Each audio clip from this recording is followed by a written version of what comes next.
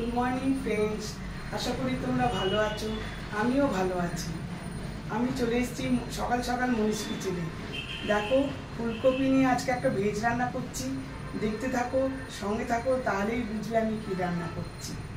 বন্ধুরা, ফুলকপি মরিচ ফুলকপি বানানোর জন্য আমি ফুলকপি কেটে ধুয়ে নিয়েছি। মাঝারি সাইজ করে প্রতিটা ফুলকপি কেটে ধুয়ে রেখেছি। এবার তেলের মধ্যে প্যানের মধ্যে তেল দিয়ে ফুলকপিগুলো ভাজছি। ফুলকপিগুলো ভালো করে ভেজে একটা জায়গায় রেখেছি।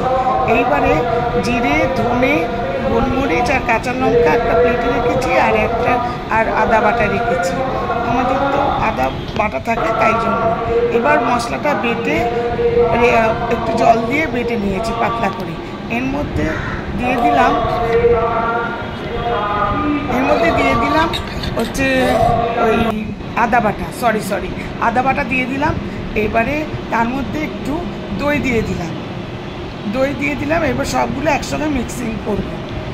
দই দিয়ে এবার তার মধ্যে দই ফেটিয়ে নিয়ে এবার দিয়ে দিচ্ছি ক্রিম দিয়ে দিলাম।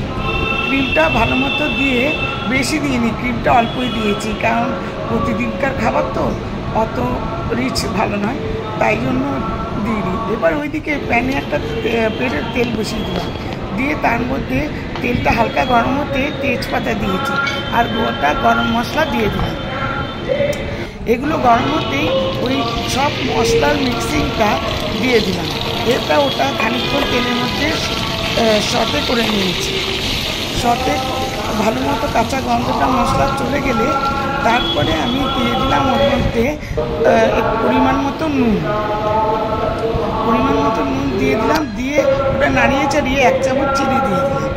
1 চামচ চিনি দিয়ে ওটাকে আবার ভালো মতো নাড়াচাড়া করে একটু তেল বেরোলেই এবার ভাজা ফুলকপিটা দিয়ে দিলাম। ফুলকপি খুব লাল করে ভেজেনি, হালকা ভেজেছি। এবার ভালো করে মশলার সঙ্গে মিক্সিং করতে হবে। ভালো করে মশলার সঙ্গে মিক্সিং করে নিলাম।